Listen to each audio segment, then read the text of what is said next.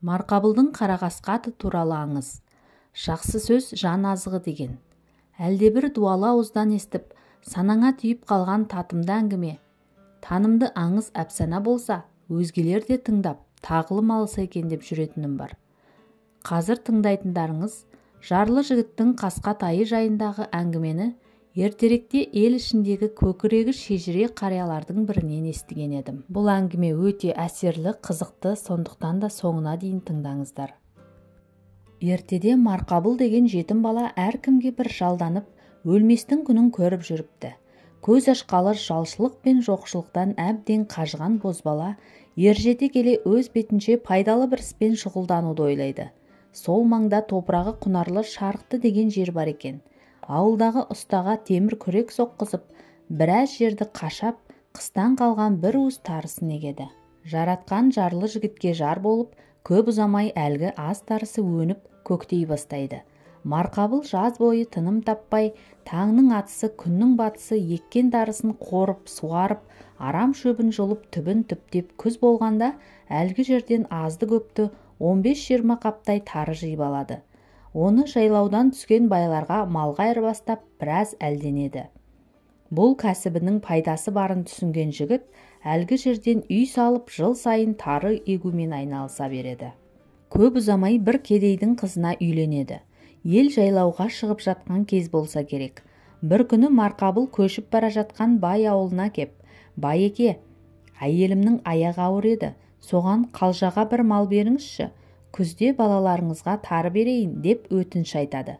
Бай алдындағы отарын жағалап көрсе, малдың ең соңында бір аяғы ақсап, жүре алмай келе жатқан тоқтыны көріп, «Ананы ұстап ал, егін арасына бағып күтсең семіріп кетеді» деп әлгі ақсақ тоқтыны береді. Айтқанындай егіннің арасына арқандап бағып күткен тоқты жайындай боп семіреді. Сол кезде Қызылжардағы жәрмеңкеге өр Алтайда 12 000 жылқы біткен бір бай сатуға жылқы айдатыпты. Бұған ие боп келе жатқан байдың жалғыз ұлы бірер күн демалайық деп Шарықтының бойына келіп түседі. Бай баласы, «Мен неше күннен бері жылқы етінен әбден жалғып, қой етіне аңсарым ауып тұрғаны. Мына жатқан жақтарда қой бар мекен? Барып қарап, бар болса сатып әкеліңдерші» деп жанындағыларға әмір береді. Үш жігіт әлгі маңды біраз шолып көрсе, елдің бәрі жайлауға шығып кеткен. Көздеріне жалғыз Марқабылдың тоқтысы ілінеді. Олар, «Әй жігітім, сен мына тоқтыңды бізге сат. Біздің мырза неше күннен қой етін аңсап іздетіп отыр еді» деп жабыса кетеді. Өлердегі сөзін айтып қолына әзер түсірген жалғыз тоқтысын қайдан сатсын? Марқабыл да сабыр сақтап, «Жоқ жігіттер, бұл қой сатылмайды. Әйелім 2 қабат еді. Соған қалжаға арнап сатып алғам» деп жөнін айтады. Мұны естіген мырза дереу атын алдыртып, қасына 2-3 жігіт ерте сап, Марқабылдың қасына келеді. Анау өзінікін, мынау өз уәжін айтысып, екеу ара өрбіген бұл әңгіме қиюын таппай біраз уақыт өтеді. Сонда мырза тұрып, «Мынау жатқан 1000 жылқы. Осының ішінен таңдап тұрып, бір таялда тоқтыңды маған қый» дейді. Бұл ұсынысқа Марқабыл сәл ойланып қалады. Осы кезде ар жағынан әйелі шығып, «Мырза қой етінің сағынып жүр екен. Бер. Мен жаспын ғой, сиырдың сүт сөлімен амандық болса жиналып қалармын. Тай беретін болса, биыл тай, ертең құнан, онан әрі дөнен шығып өзіңе серік болмай ма? Беріңіз» деп кеңшілік етіпті. Жігіттердің біреуі қойды өңгеріп ап кетеді де, мырза Марқабылды тағы бір жігітке мінгестіріп ап, жылқының ішіне келеді. «Әйелің өте ақылды адам екен. Ықыласына қатты риза болдым. Сондықтан мен сендерден ештеңе аямаймын. Сен жылқы көрмеген адамсың. Тайды өзің таңдап аласың ба? Болмаса болашақта жақсат болатын біреуін таңдап берсеңіз, дұрысы сол болар еді» дейді күмілжіңкіреп. Жылқыны аралап келе жатып, анадай жерде жатқан қарақасқа тайды көрген мырза, «Әттеген-ай, мынау жылқы бөлгенде неғып көрінбеген? Қулық биенің құлыны екен. Алдына ат шығармайтұғын асқан жүйрік болайын деп тұр. Базарға апарып қор қылмайын. Осы сенің атыңды шығарып, аузыңды аққа тигізетін болар. Осыдан басқа нәсілді тай көрінбейді» деп өлі жүні шапқа түскен қасқа тайды жетектетіп жібереді. Марқабыл ақсақ тоқтыға айырбастап алған Қасқа тайын көзінің қарасындай күтіп бағып, онысы құнан шыққанда ел ішінде мініп жүреді. Содан күндердің күнінде ел арасындағы пәлен деген жерде Түгенше деген бір байдың астында 200 ат қатысатын аламан бәйге өтетін көрінеді деген сөз Марқабылдың да құлағына жетеді. Есіне баяғы Қаратайдың қожасының айтқаны түсіп, менің Қасқатайым кіммен жарыссам да шаңын көрсетпей кетеді. Тартыншақтай бермей, асқа барып атымды қосайын деп жайлау үстіндегі ас беріп жатқан бай ауылына келеді. 3 қатар керме керіп, бәйге аттарын үкілеп тізіп қойған екен. Марқабыл да сол жылы бесті шыққан қара қасқасын аттардың аяқ жағына апарып байлайды. Сонау жылдары Қасқатайдың иесі айтса айтқандай, осы бәйгеде Марқабылдың қара қасқасы алдына қара салмаған күйі дүйім жұртты ақ дегізіп мәре сызығын бірінші болып қияды да, сол бәйгеге тігілген бір қора малды иесіне ұтып әпереді. Билердің жұмсаған адамдары ат бәйгесіне тиген малдарды айдап Марқабылдың үйіне жеткіздіріп береді. Асқа келген елдер тарап, сәйгүлігінің шабысына көңілі марқайған Марқабылдың аты да ел аузына іліне бастайды. Осыдан соң қай жерде қара қасқа бәйгеден бәйге, олжадан олжа салатын қас жүйрікке айналады.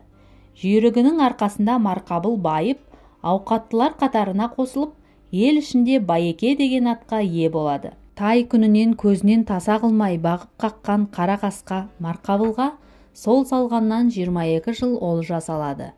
Не нәрсенің тегі мен шегі бар демей ме? Сол сәйгүлік 27-ден 28-ге қарағанда белгісіз бір дертке шалдығады. Неше күн жем шөптен қалып, әбден кетеуі кеткен жануар ақыры өз салмағын көтере алмай бір жолата жатып қалады. Ел жайлауға шығар кез болса керек.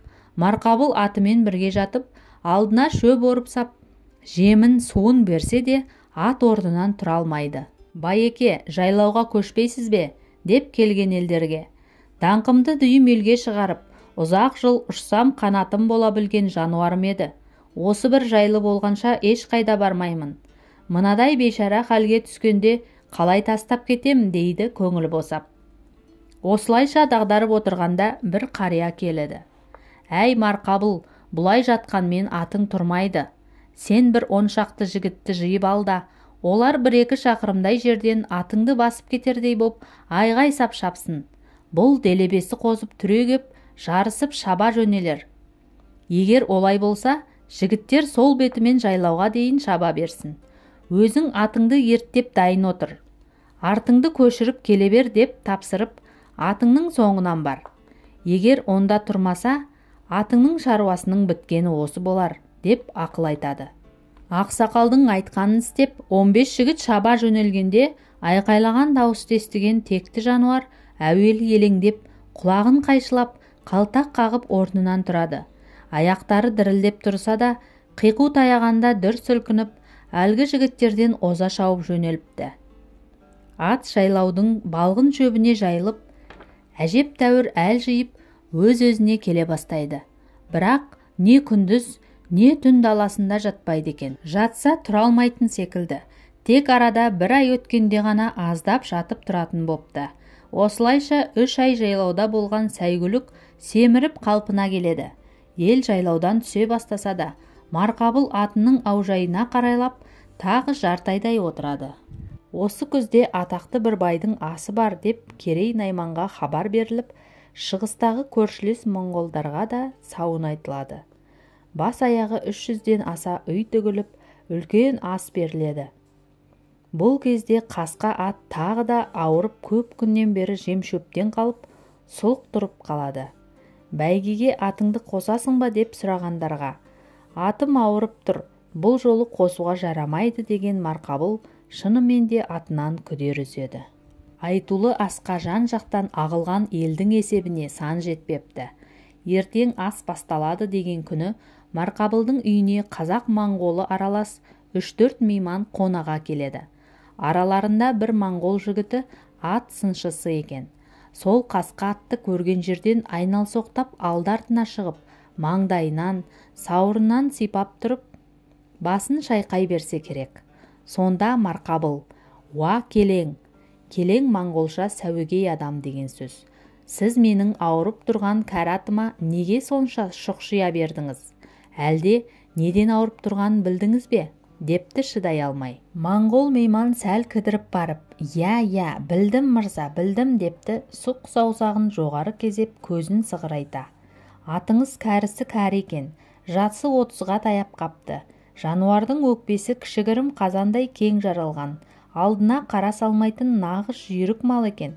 Бірақ сіз ойлағандай ауырып тұрған жоқ. Ол осы тұрғанына өзін-өзі ертеңгі дүбірге жаратып тұр. Өкініштісі сол жануардың бір-ақ күндік ғұмыры қапты. Ертең бәйгеге қоссаң сөз жоқ, бірінші боп келеді. Қоспасаң осы орында құса боп, аттар көмбеге келгенде өліп кетеді. Менің ойымша атыңды құсаландырма.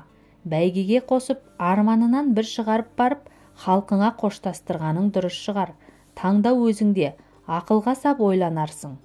Мұны естіген жұрт, «Оу мәке, атыңды соңғы мәрте болса да қосқаның жөн болар. Жануар арманда кетіп жүрер» дейді даурығысып. Екідай күйге түскен Марқабыл моңғолмен бірге жүрген қазақты іші тартып, «Мына кісі дұрыс айтама?» деп сұрайды. «Мырза, осы күнге дейін бұл кісінің айтқанының теріс кеткенін көрген емеспіз. Болжамы бұлтартпай үнемі дәл келеді. Айтқанын істесеңіз өкінбейсіз» депті әлгі бейтаныс. Түні бойы ойланып іштей бір шешім қабылдаған Марқабыл ертесін қасқа атты жетектеп жиынға барады. Мұны көрген елдің біразы, «Марқабыл кәрі атын алып кепті, шамасы әлі де бәйгеден дәмесі барау» деп келемеждесе, енді біреулері, «Әкелсе несі бар? Қайта әкелгені жөн болды. Өзге елге есеміз кетпейтін болды» деп шын қуанысып жатты. Ат айдайтын уақыт болып бәйге аттарды жіберетін көмбеге 250 ат жіберіледі. Осы кезде неше күннен бері сұлық тұрған қасқа ат дүр сілкінеді. Екі көзі шоқтай жайнаған жануар жер тартып тықырши бастайды. Әлгінде ғана көз алдарында сүлкейіп тұрған аттың бұлайша мінез көрсеткеніне жиналған жұртта қайран қалады. Ел көкпаршылар сайсын, балуандар күресін тамашалап, той көркі қызып жатады. Бәйге аттары келетін уақыт таяғанда халық бәйге төбенің басына ағыла бастайды. Осы кезде аттардың да шаңы көрінеді. Аламанның алдында 3-4 шақырым қара үзіп қасқа ат келеді. Мұны көрген жұрт дүрлігіп айғайға сүрен қосып айнала ию-қию болып кетеді. Осы сәтте мәреге де жеткен жүйріктің үстіндегі шабандоз бала да қамшысын төбесіне үйіріп бар даусымен «Аруақ, аруақ, Жәнібек, Жәнібек» деп ұрандап жібереді. Жиналған қалың нөпір қақ жарылып орталарынан жол ашады. Балаға бой бермеген қалпы елдің басына бір шығып ап, кері қарай қайта шауып келген қасқа жүйрік топ алдына келгенде кілт тоқтай қап бар даусымен 4-5 мәрте кісінеп жібереді. Сөйтеді де ентелеген ел ес жиып үлгергенше тұрған орнынан тік қарғыған бойы оң жағына қарай жантайып барып гүрс етіп құлайды. Сүріне қабына жеткен Марқабыл өкіріп кеп атының басын құшақтай алады. Көп ішінен жанашырлық танытып, «Жануар арам өліп кетпесін, дереу бауыздай қойыңдар» дегендерге, «Тимеңдер, дүниедегі барымда, базарымда, бағымда, байлығымда осы қасқа ат еді. Өмірімнің сәнімен салтанатына айналған сүйікті сәйгүлігімді кебіндеп, адамша жерлеймін» дейді кемсеңдеп. Мына көрініске ат иесінің сөзіне тебіренбеген жан қалмапты сол жерде. Қаумалаған көпшілік те сол асқа жиналған Жәнтекей руының дуалы ауыз билер де. Ширек ғасыр ел намысын жібермей халықтың мерейін өсіріп, батыр атамыздың аруағын тербеп, ұранымызды көкке шарықтатқан қайран жануарым-ай, демің үзілген күні сен де өттің-ау бұл жалғаннан деп көздеріне жас алыпты. Жылқының денесін орауға жетерлік ақ мата келініп, қаншама жылдан бері дүйім елдің абыройын аспандатқан айтулы жүйрікті сол төбенің басына ел боп арулап көмген екен. Жүгенін қолына ұстап қалған Марқабыл ебіл-дебіл жылап үйіне келеді. Күйеуінің шарасыз күйін көрген келіншегі де бірге қайғырып, бірер апта басу айтып, азаматын зорға жұбатыпты. Алдына қара салмай өткен қара қасқа тұлпардың тағдыры осылай болған көрінеді. Марқабыл өзі шебер домбырашы болса керек. Кейін көзінің қарасындай болған жүйрігіне арнап, «Қасқа құлын» деген күй шығарып, халыққа таратқан дейді. Арнаға тіркеліп лайк басып достарыңызбен бөлісіңіз. Келесі қызықты видеода кездескенше.